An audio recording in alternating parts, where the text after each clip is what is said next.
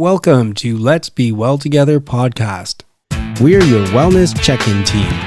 Join us each week or when you can. We enjoy exploring wellness concepts and reminding you to make time for wellness. This is episode 78. We hope our territorial acknowledgement improves allyship with Indigenous people within a reconciliation process. We're on the Haldeman Tract, located on the traditional territories of the Neutral, Anishinaabe, and Haudenosaunee peoples. We acknowledge the presence and traditional knowledge, laws, and philosophies of the Indigenous people with whom we share this land. Hello, everyone. It's Elise Seifert here, and I'm joined with Julie Wilson. Hi, Julie. How are you doing? Hi, Elise. How are you? I am great. I'm wondering, Julie, what's on your mind? Wow, let me tell you, I came across this really interesting article, and I'm not going to give it away yet, everyone, but it's about language and using our words, how important it is these days. And I think everyone's very aware of terminology, the way you express, but just to be more inclusive. And we've seen a lot of publications on the diversity, equity, and inclusion front. This one is focused on mental health and stigma related to mental illness, suicide, and reframing our terminology. And I think a lot of us have been cognizant of person or people first language.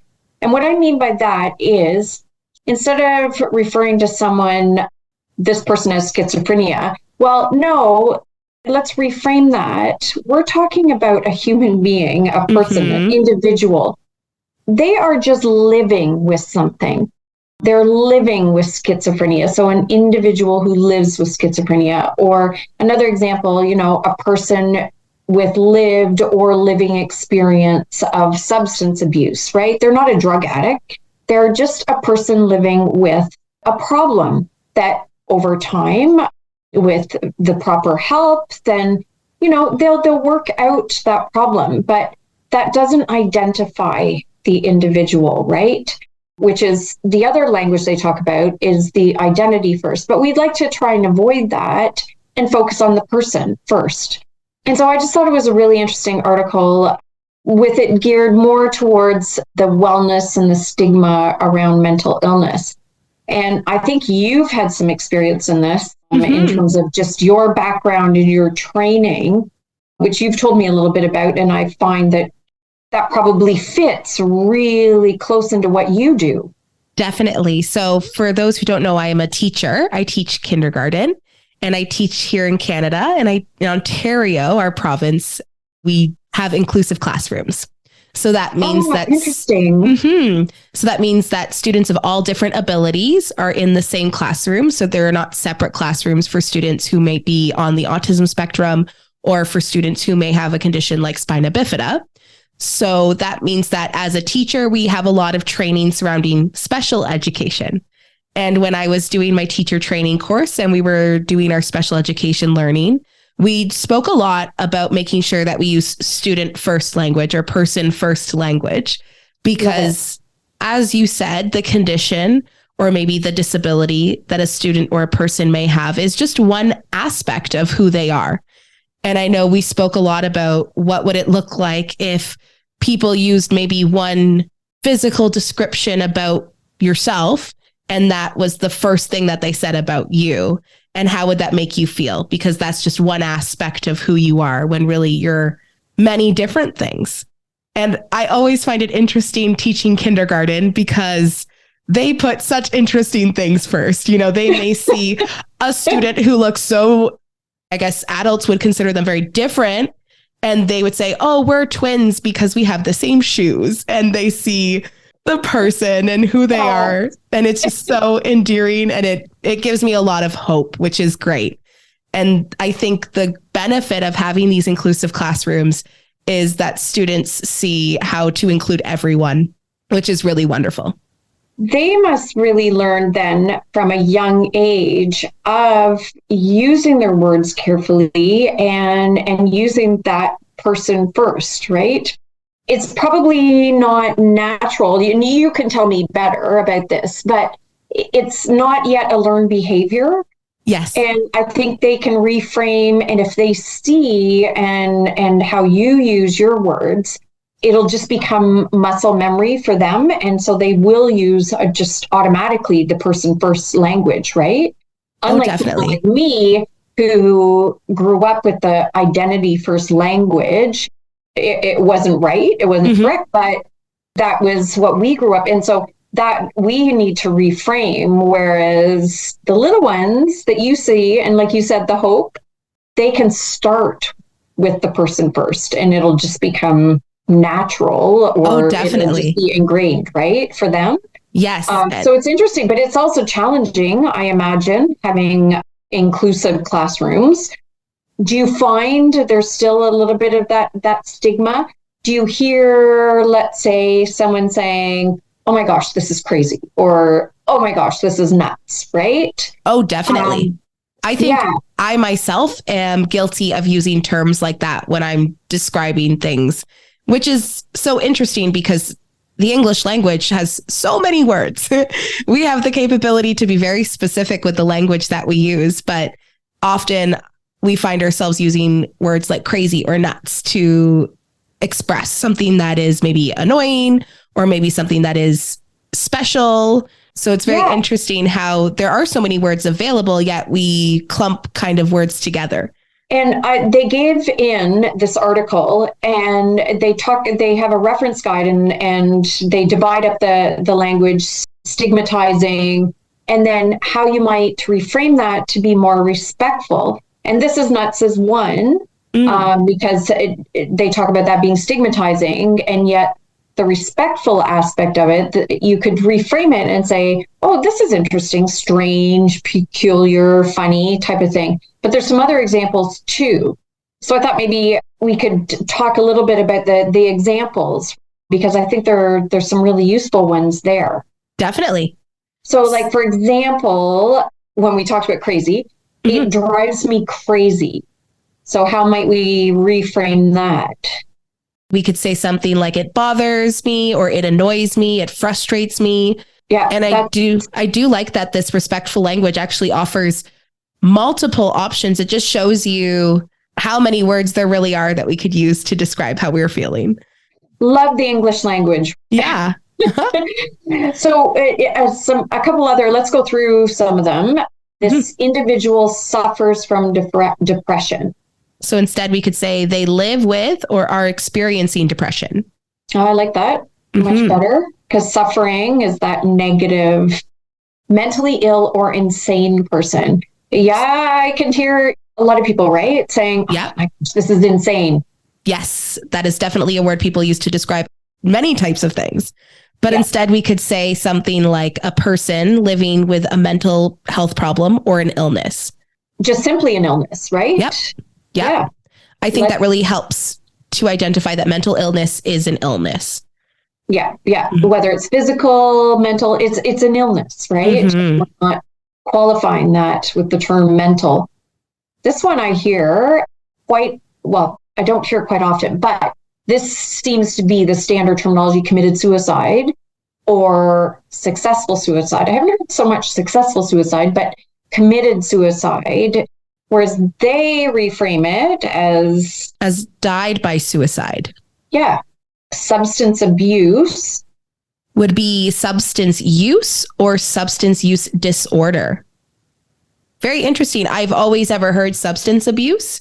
Yeah. I think that this puts it in a much more, I don't want to say positive light, but I think it emphasizes that it's not just a negative thing. It's a disorder. Yes, because abuse, the minute you use the word abuse, you think negative, right? Definitely. You think that they don't have control over what they are doing, but really the disorder is so much more than that, than just self-control. Exactly. Oh, I haven't heard junkie in a while. Everyone who is a junkie. Oh, and rather we would say everyone who uses substances. Yeah, I like that. And they used to be an addict.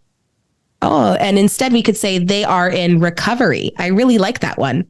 I think it really emphasizes the positive growth. Yeah. Yeah. So it seems like from, in their reference guide, reframing, putting that positive side of it. And again, concentrating on human beings, right? Mm-hmm. And there, as you had said earlier, there are just so many other aspects to this individual that why focus on the one thing that may just be temporary issue right now that they're dealing with. That's not who they are. So I think this is a really good guide, and I'm definitely going to save it and take a look at it, try to reframe my language. I agree. Guests are giving their time, expanding our minds. Today's interview is in the category of environmental wellness. I'm chatting with Liz Bellingham, who heads up my law firm's Green Committee. Liz recently organized a commuting challenge to encourage us all to try alternatives to driving to work, ones that are more environmentally friendly. Welcome, Liz. Hi, John. Liz Bellingham is a work colleague of mine at Gowling WLG. She's a legal administrative assistant and co-chair of our Green Committee. I also sit on this committee. Its mission is to do all we can to ensure our office is as environmentally friendly as possible through gradual improvements in our behavior, education, attitudes, actions, and internal policies and processes. Liz is married to Ryan and has 2 amazing daughters. So Liz, let's start by talking about the Green Committee. What got you interested in joining? It was back in 2018 where there was just an open invitation for members of our office who wanted to join the Green Committee. I think at that time it was relatively inactive and our office was looking to restart it. I thought that would be, a way I could contribute to the office outside of work and a good way to get involved in something that I'm interested in and contribute in different ways. What are some of the other things you hope to achieve? Well, I think it's easy to start off with big ideas about what we want to do and what we can achieve, and what our team has really come down to is as a starting place as we sort of start up again now that we're mostly back in the office, is to just focus on in-office activities and providing information and raising awareness and seeing if we can have some initiatives in the office that people are interested in participating in. In past discussions on the podcast, I've talked about 2 different ways people can help. So one is on an individual level. We all do our little thing in our houses and our little world to help. And then some projects are so big, you need communities and societies and countries working together to achieve them. But it's kind of neat because it's kind of like a middle alternative. There's smaller groups than the whole country, such as where you work. Mm-hmm. So this is more than just me and you in our house. It's less than the whole world, but it's still something we can make a difference on. And in that context, let's talk about the commuting challenge. You sent out a note in late March asking for help with a commuting challenge. How did you come up with that idea? This was a holdover from before the pandemic when we were at our old office on Queen Street. It was something that we threw around as an idea that we could start doing a commuting challenge.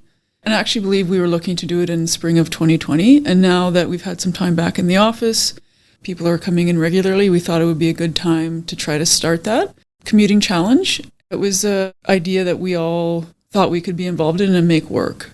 So at a high level, what was the idea? How would it work? Simply, we wanted to try to encourage people to come up with commuting ways into the office that did not involve cars. So that we're not, each of us is driving a single car into work. Yeah, we just wanted to measure something. And this, in this case, was greenhouse gases and how much we could divert from the environment. So we had an easy way of setting goals and measuring that. So let's skip forward. You've had the meetings. I was part of those meetings in the Green Committee. What was the plan after the committee met? Well, we had a lot of versions that we might want to work with. We thought about having a team structure. Our office seems to enjoy competitions. But when it came down to it, we decided people could individually participate as they want. We were going to use commuting to and from work, carpooling, biking, walking, GRT and LRT as sustainable modes of transportation. GRT is our local bus system. Yes. And LRT is our light rail train. Basically, You're talking about transit. Right, public transportation. So we were going to run the challenge for 4 weeks once the weather got better. So we started in May, and we decided that we should incentivize it in some way. So we had weekly prizes, we had grand prizes. Basically, you could participate as much or as little as you wanted. There wasn't any structure around that. We just wanted people to participate as they felt they could. One thing I liked is initially we were talking about prizes for people who save the most CO2. As it turns out, you don't really have control of how far away you live from the office. So we ended up going with participation prizes. So it didn't matter how much CO2 you saved, as long as you were participating and saving, then you'd be eligible for the draw. Mm-hmm. I'd like to talk a little bit about travel-wise, and so a little shout out to the region of Waterloo. I've been using it. It is so cool. So it's this program where you can log on, and I'm hoping that anyone can log on. I know we can because our firm participates. But we log on, and then every time I take a bike or a bus, I log it in, and it keeps track of CO2 that I saved, calories that I burned, money that I saved. It's kind of neat. They add up over time. Mm-hmm. And how was the participation rate? Did people start enjoying it and telling you that they were doing it? Yeah, I think I really wasn't sure what kind of participation we'd have, but we had close to 20 people participate, and the people who did participate seemed to really enjoy it. I did connect with a lot of people who were participating, and they were excited, something new. Everybody loves a competition with prizes here. Yeah, I think the people who did seem to really enjoy it. And what did you end up doing? Did you participate? And if so, what transportation mode did you choose? So I walk to work regularly because I do live quite close. Awesome. I did participate, and walking was my mode.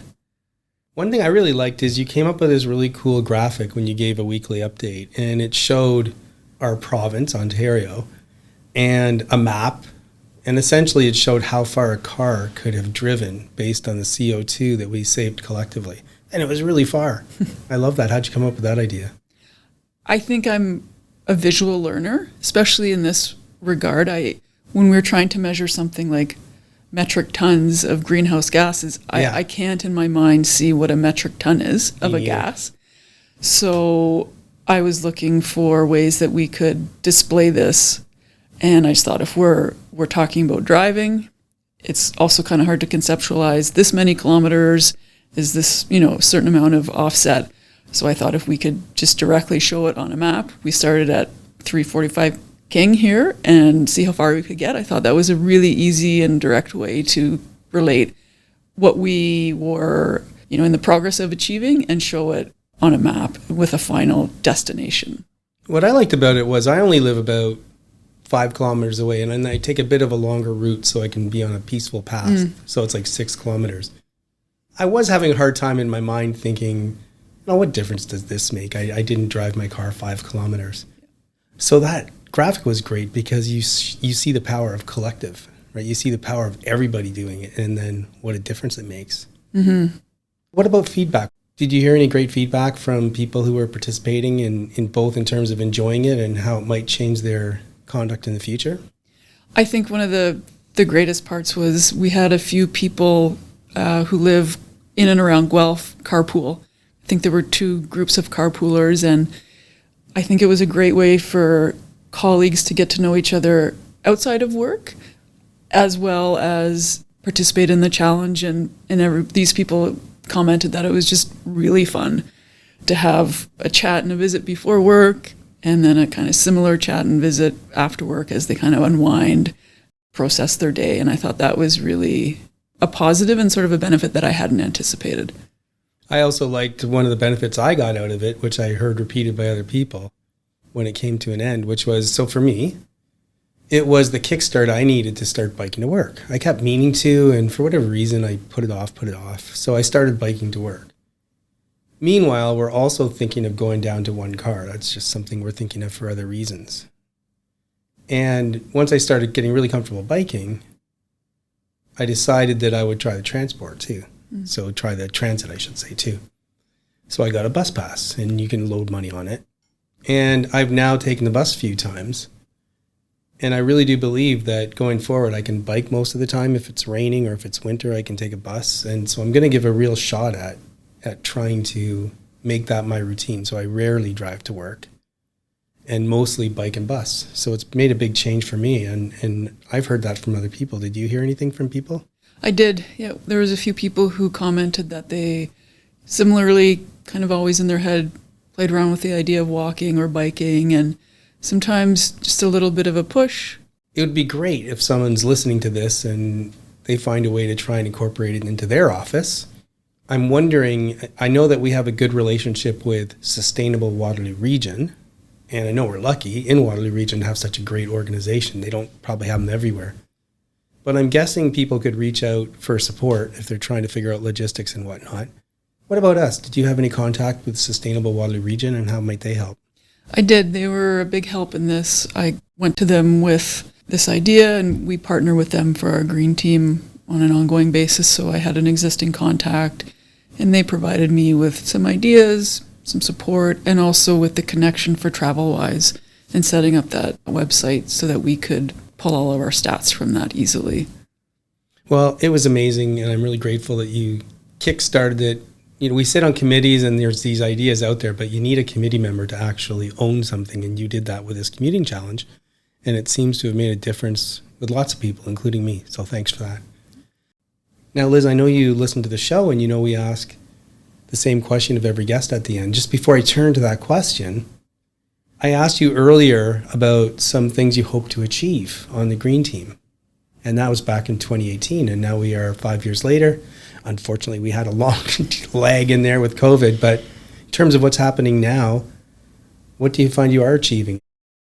I think that we achieved a lot of our goals as we moved into this new office on King Street. Our building is LEED certified, so it's much more sustainable. It's much healthier. We've also had some just internal processes that have helped. We've moved to a paperless billing system, which saves an incredible amount of paper, and we have focused on becoming, in general, as we practice more paperless operation, which as we came to this building, we had less storage space, so we also worked hard to decrease the paper we were bringing as a part of that, to decrease the paper we were generating. It's amazing, actually. I was just today talking to my legal administrative assistant about still some hard copy stuff in cabinets.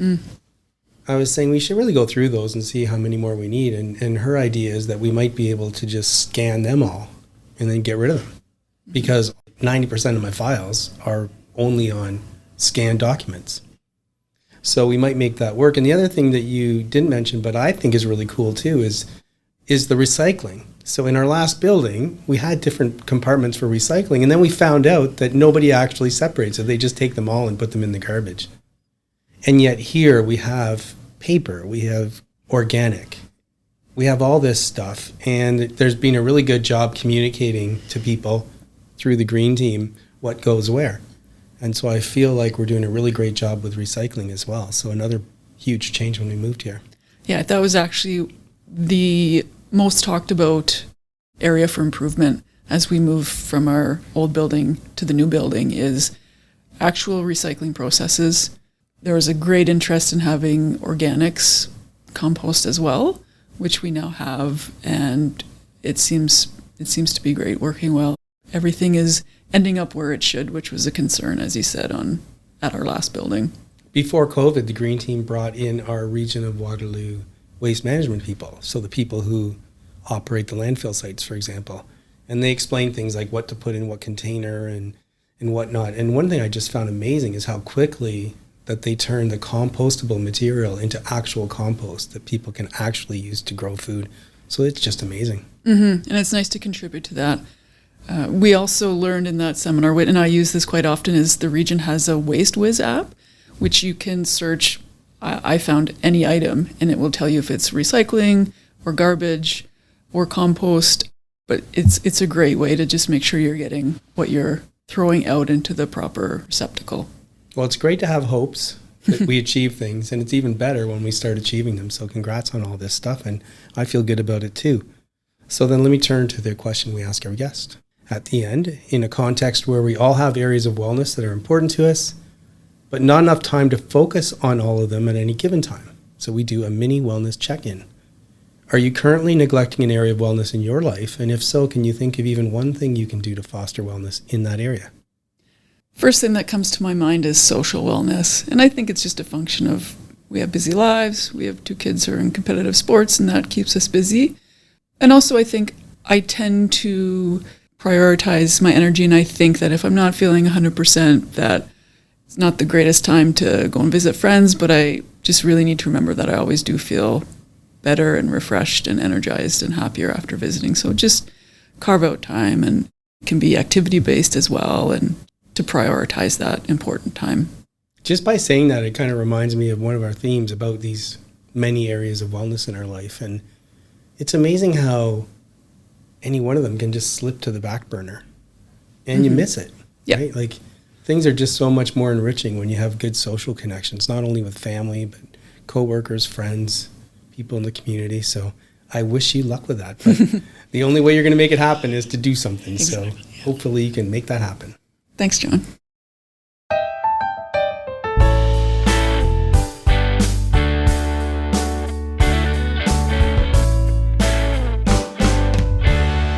I'm Cameron, and welcome to another installment of the Adventures of the Starving Artist. One of the projects that I haven't been able to talk about is finally being released next week, so I'm allowed to talk about it.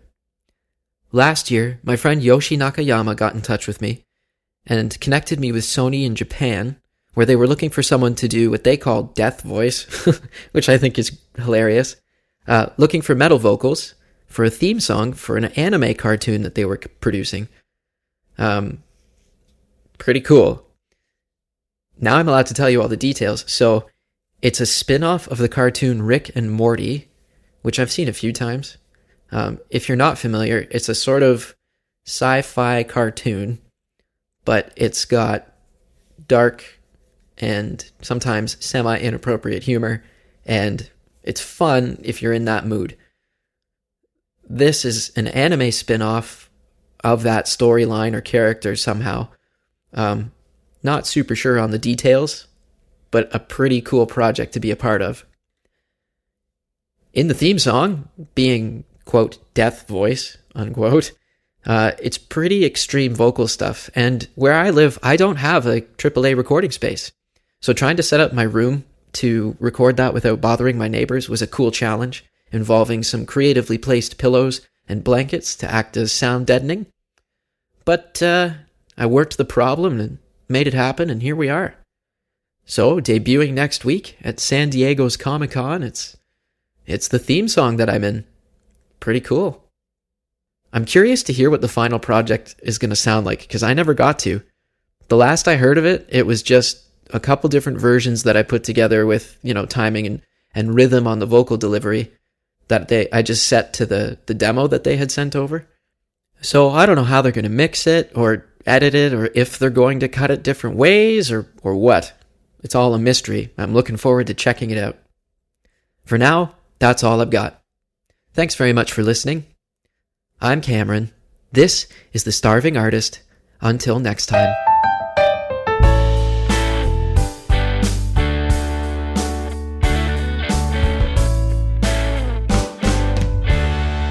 We don't have any ads yet, and that's on purpose. We're sharing stories and experiences to give back, to inspire, and get people talking about wellness. 2 quick points. My personality is to present things in a progression. Once I cover a point, I often don't go back to it. If you want to see the whole picture about wellness I'm trying to paint, listen to all our episodes from the start. Second, it's costly to put out a podcast. You can help me defray that cost by buying my book, Accidentally Well by John Webster. It's available on Amazon, Indigo, or anywhere you buy books online. Please consider buying a copy. Move that body like we're meant to do. I am talking to Joe Ashley from Shropshire, England, and he likes to hike. So I said, hey, Joe, can we talk about that on the podcast, on Move That Body? Welcome, Joe. Hello, pleasure to be here. So what kind of hiking do you like? Do you hike on the sidewalks? Do you hike in the trees? And what do you do? Actually, that's a great question to start, because really it can be anywhere.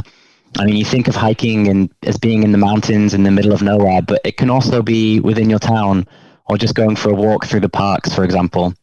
And for me, it's really that combination of moving the body, having exercise, but also that contemplation time. Do you tend to walk at a fast pace, or are you walking at a relaxed pace, somewhere in between? Generally at a relaxed pace. It does depend on the day or the motivation I have in the moment, but it's more just going with how the body feels in the moment and whatever feels comfortable at the time. Yeah, that's what I do too. And for sure, if I'm walking in the forest, I tend to go a little slower than if I'm walking on the sidewalks or even one of our local paths in the city. And when did you start getting into it, that you started finding that you enjoyed hiking? As long as I can remember, really. I've always been in love with nature and I've always tried to explore that. And hiking is, in my opinion, one of the best ways you can explore nature. And I just love that feeling. I love that challenge of heading up a mountain and reaching the peak and having that moment that the adrenaline rushes through you. I love that time that it takes to achieve a certain goal and those moments you can take to reflect. So yeah, all my life really I've been interested in hiking, and it's always one of my main points wherever I go is to try and do a hike. Did you ever do it as kind of a regular routine so many times a week, or do you do that now, or is it a matter of just getting out when you can? Yeah, so for me it's less about the routine and more about feeling the moment and exploring the place. I've never really been a person who's been able to exercise regularly in order to get fit. But if I'm exercising for the purpose of exploring a place or exercising for the purpose of taking those moments with myself, then that's where it's really beneficial for me. So it's really, there's no structure or routine to it, but I try to walk everywhere I go anyway and try to avoid public transport or driving wherever possible and just turning the journey into something a bit more beneficial, a bit more beautiful. Do you find that it has any impact on your mental outlook, the way you see things? Yeah, absolutely. I think so. And it's really, I use it as contemplative time quite a lot where maybe I get frustrated on a certain idea and it keeps going around my head. But if you're doing a hike for 6 hours, you then have 6 hours to kind of expand that thought, draw it out and really process it. I often like walking in the forest. I mentioned that. And I think you said you did too. What is it that you like about being in nature? So for me, it's kind of coming back to the roots almost. I think sometimes it's easy to forget that we are humans and we are in fact animals and we were born within nature. And just hearing those sounds, hearing the quietness of the forest, but then the birds chirping, hearing the crunches of the leaves as you walk, it can almost turn into a meditation in that way and focusing on these sounds and just allowing them to be. I think that's a great place to end because you've just put me in that frame of mind where I can picture myself walking through the forest and I wouldn't mind enjoying the moment. Fantastic. Enjoy. There's a thought. Popped up while running. For newer listeners, this will be new. For people who've been listening for a while, bear with me with a little bit of repetition, but I do really want to make sure I get a message out. And so I think I need to repeat it from time to time. I realize I'm not the kind of person that goes back and repeats things. So as we progress in these podcast episodes, if I make a point, I don't tend to remake it. But some themes I want to remake on a regular basis. So I'm going to go back to my overall approach to wellness as a quick reminder, which is the breakthrough, first of all, for me came through when I was being physical after quite a while of getting back in touch with physicality and running and weights and core and on eating healthy and all that stuff. I was out for a run one time and a whole bunch of ideas came together at just the right time and I came up with this thought. The approach to wellness that I take, it's a 3-step approach. So first of all, I identified the categories of wellness that are important to me. I think for most people, you don't take enough time to sit back and think about all the areas of your life that affect your wellness. And it's a really worthwhile thing to do. I think a lot of people would say they think of mental health, physical health, maybe spirituality. But what about other stuff? What about the intellectual? What about the arts? What about social? And so for me, I have 8 categories. It's worth it for you to take time and think about the areas of your life that affect and can increase your wellness. And then let's get practical. Okay? We don't have to be totally theoretical. Start making a list for each category of the activities you do to foster wellness in that area. That's kind of the whole point about the question we ask every guest.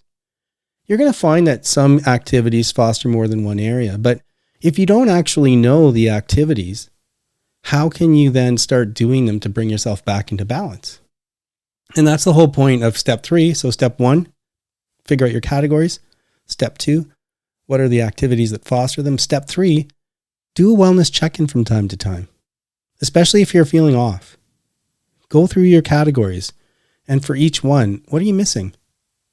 And by the way, what do you have? Because you're going to find out that when you're feeling off, but when you go through that kind of check-in, whether you do it mentally or on paper, however you do it, you're going to see there's a lot of great stuff in your life and hopefully providing you some resilience. So there's a quick reminder about the overall approach. Step 1, categories. Step 2, activities. Step 3, do a wellness check-in once in a while. It's me. Am I? Yeah. Just let me say, flip side of the coin. And here we are with another Flipside edition with Elise Seifert and Steven Seifert. Hello. We're here today to talk to everyone about our housing search. Feels like it was recently, but I guess it was about 2 years ago now. Yeah, it's been over 2 years since we started that. Yes. So we recently purchased our first home, and it was quite an experience. It was right after the pandemic had started, and it was really the peak heights of prices in Ontario for housing. And we had to see a lot of houses, didn't we, Stephen? Yeah, we saw around 3 dozen, actually. Wow. Yes. It felt almost like another job, our housing search. Oh, it's certainly another job for you. Yes. I was looking every day online to see what was available and then contacting our realtor just because houses went so quickly. There was such a demand for houses. So I think houses would be listed and then within a week they'd be sold. Yeah, nothing against our realtor, but it didn't always feel like she was working for us because she didn't feel the need to work for us because the house is sold so quickly. That's right. And I think she was so busy with her other clients as well because they were going through the same things that we were. So having to deal with so many of us trying to get a house and the disappointment of making multiple offers and not receiving anything. But during our housing search, I think we learned a lot about compromising together, I think. Yeah, we did. I know that when we went into it, I had a certain, I don't want to say expectation, but a certain idea of what the perfect house would be, or even just the house that we should move into. Mm-hmm. Because it had to be an upgrade from where we were currently living in an apartment in order to do that. I think that's fair. Definitely. So what were the expectations that you had? Well, I know one of the things that I really wanted since we're in Ontario was to have a garage. That was one of the first things that I absolutely wanted. And I wanted to have a nice sized yard and 2 bathrooms. Absolutely. Right. And I think initially something else on our list was also air conditioning, central air conditioning. Oh, you're right. Yes.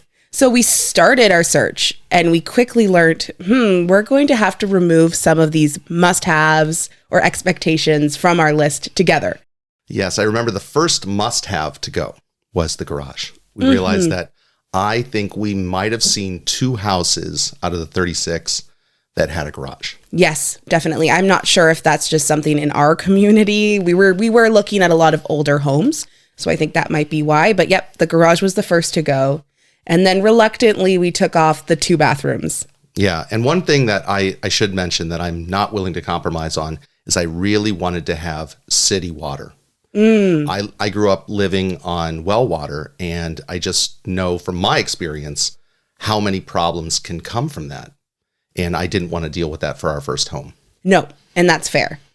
And I think one thing that you really, really wanted was the yard. It was absolutely the thing that as we kept subtracting from our list, we weren't adding and it being more difficult for a realtor. We were subtracting from the list to make it, let's just find a home that has this, and maybe this. The one thing that I would just not cut from it was the yard. Yes. And I remember myself, that was difficult because I would see these houses and I was looking more at the inside of the house. And I thought, but this is beautiful. And we have additions on our list, such as a second bathroom or air conditioning, but we wouldn't have the yard. So I think our compromising was really challenged because we had to compromise together, which was something new for me. I know I've always had to make compromises myself. And when you're in a relationship, of course, you yourself think, okay, what am I willing to compromise on? Is this worth it? Or what do I need? Whereas in this experience, we were having to compromise together. And speaking of compromise, one thing that I seem to remember, and you might remember it a little differently, is that each time that we would make a bid on a house, you got very invested in it. Yes. And I was trying to look at it from a very logical standpoint and say, well, if they accept it, great. If they don't, we'll keep going. Yes. So I didn't allow myself to get too heavily vested in any home? Oh, I got super invested. I remember our first couple houses that we bid on, I was looking at the cost of different materials to do the different renovations. Oh, I remember a sketch of a kitchen that you were ready to completely redesign before we had even made a bid. I know. Oh my goodness, that was a mistake. And it's so easy for me to say now, after the experience, don't do that to those new home buyers. But it's so hard. I mean, you're looking at these houses and you see your future in them, and it's so exciting. So I can understand why I did that. I think after the first few times that we lost out on bids, so we did make 8 offers. I believe 8. Yeah. So after maybe the first 3, I think I learned not to get too invested, but it was still pretty hard not to get invested. Yeah, and it's funny, the final offer that we made, that magical number 8, that was the one that I would say we were the most relaxed about. I think so. Yeah, there was no pressure. We thought, hey, if they reject it, we'll just add you to the list. And no problem. It was the only one that I recall we went in at the value they were asking. Yeah, that's right. We were making bids that were over the asking price and over the asking price. And that was the only one that we went in at asking. And here we are. And it has a wonderful backyard. So now I'm so appreciating the yard and realizing why it was so important for our must-haves. And I'm so glad we have it now. Yeah, it really was the Goldilocks home. And it had one thing that we really should have had on the list. And that was a dishwasher. Oh, I love the dishwasher. It's my best friend. Please remember that we're not providing advice. We hope to inspire you to work towards balance, and we urge you to consult with qualified people if you need advice. The people on the show are speaking in their personal capacities. Their views expressed are their own, and don't represent the views or opinions of their outside contacts, their employers, or anyone else. We try to get things right, but we can't guarantee everything we say is correct, or that the things we talk about will work for you. Let's be well together, and let's be sure to do that in a safe way. And it's sign-off time. It's Sheila here with Elise and John. Hi, Hello. guys. Hello. I had a great week this week. I worked one more day more than usual, but I finished early so that I could head up to a place called Millbrook, which is just outside or a little bit below Peterborough. And we went to this theater that was very surprising. One of my students was in the show, so we decided to go and watch her. But it was in the middle of nowhere, and this barn that was converted into a theater. And it had seats that had good viewing, and then you're looking at the barn, and there were different levels for the stage that they made. And then you look to your right, and there were these beautiful fields and sun and birds chirping, and it was just quite a cool experience. And a shout out to Elise Walter. She was awesome. The play was called The Tilco Strike, and it was at the Fourth Line Theater. We went to the play, and then on our way home, we stopped at Mohawk and bet on one race, and we didn't even see the horses. We just were like, okay, it's coming soon. We have to bet. And we looked, and I'm like, well, number 8's a good number. So I picked number 8. John picked another number, and my horse was 10-1 odds. By the time he actually went out to race, he was 17-1, and he won, which is It was so cool. Yeah, that was fun too. So we had a really nice time. I also worked an event, which was fun. That is what I wanted to talk about this week. What about you, John? It was so fun at the horse races to walk in and we didn't even know the name of the horses. No, We're just we didn't even know the names. I like number 8. I'm like, I like those odds. And Sheila's horse came in first, and shoot, mine came in 4th by like a nose, or else we both would have won. There's lots going on in the world. However, I know that the most important thing that everyone's sitting on pins and needles about is, did John keep his 10K streak I know, alive? I was going to ask you. Did you? Did he do it? Did you do it? Last Sunday we did sign off, and it was my last day to get a 10K in that week. I'd had a sore hip for the whole week, and I decided to go out and do it. Hardly hurt at all when I was running, and it was still sore a bit when I was done and for a few days, but it's over. I did my 10K yesterday. It was a Saturday. Didn't hurt at all. Hardly hurt at all after. I think the injury's behind me. And today I even went to the gym, did a little bit of a warm-up run and weights. So it's all good, people. I know you were really worried, but the streak is alive, and hopefully I can keep it going for a few more years. I just want to do a quick shout out about that play. The whole thing happened in a way that the old me would have freaked out about, but I'm trying to be a new me and try and be a bit better. It worked out. Sheila told me at 2:00 while I was working, that she had to leave within an hour to drive for 2.5 hours to go to a play that she'd forgotten to tell me about. And she's going to go no matter what. Do I want to join her? And so she'd be gone for the whole night, like back at midnight. And the old me would have been like, oh, you can't do this last minute and blah, blah. But I'm like, you know what? Let's make the most of it and just see what happens. And I had no expectation because I didn't know what the play was about. Mm-hmm. Now, by the time we are done, I can't believe it. It was such a cool experience to be sitting outside in the countryside, looking at a stage in front of me, and to the right, a wide open field. You could hear birds chirping in between scenes. The sight was beautiful. It felt really unique. And if I could do it all over again, I think I might put that not like on a bucket list, but it's definitely an experience that had I known what it was like, I would have wanted to get. And now I've had that experience and I really enjoyed it. Like Sheila said, big shout out to Elise Walter. She was fantastic. I thought all the actors did a fantastic job. It was really professional. Mm-hmm. It was really awesome. Yeah. So maybe I'm going on a little too much. How about you, Elise? Oh, well, I had a pretty quiet week, actually. We had just gotten back from our trip, and both Steven, my husband, and I were sick this week. So we just kind of had a relaxing week. I did make it to the pottery studio. So I did my first session where I just had open reign of the studio, and I was the only one there. Really? So that was pretty fun. Nobody to ask questions. Not even a supervisor? No, there was a supervisor there who was working on other things, but no one was in the pottery space. So there's a pottery space, there's a printmaking space, there's a jewelry making space. So I was the only one in the pottery space. So that was kind of cool. Yeah. Just free reign of all the tools. It was great. That is awesome. So I'm hoping to continue with that each week. And I started playing the piano again this week, which was good. Oh, nice. It's been a little while. I kind of fell out of playing the piano in the spring. So, of course, once you go back into it, you got to shake that rust off. But I'm feeling much better and learning some new pieces. So I'm hoping to continue that throughout the summer. And then looking forward to this week, hoping to just get some more physical activity in. Maybe swimming, maybe walking, maybe some weight exercise classes. So that's my goal for this week. Great. Are you feeling better? Yes, I'm feeling much better. Awesome. It sounds like everyone's had a pretty interesting week and lots of good things coming up. So that was a fun little sign off, everyone. Okay. Well, I do have one thing I want to add. I do write in my journal. And last week, John was talking about my journal and how I just put it one place or the other.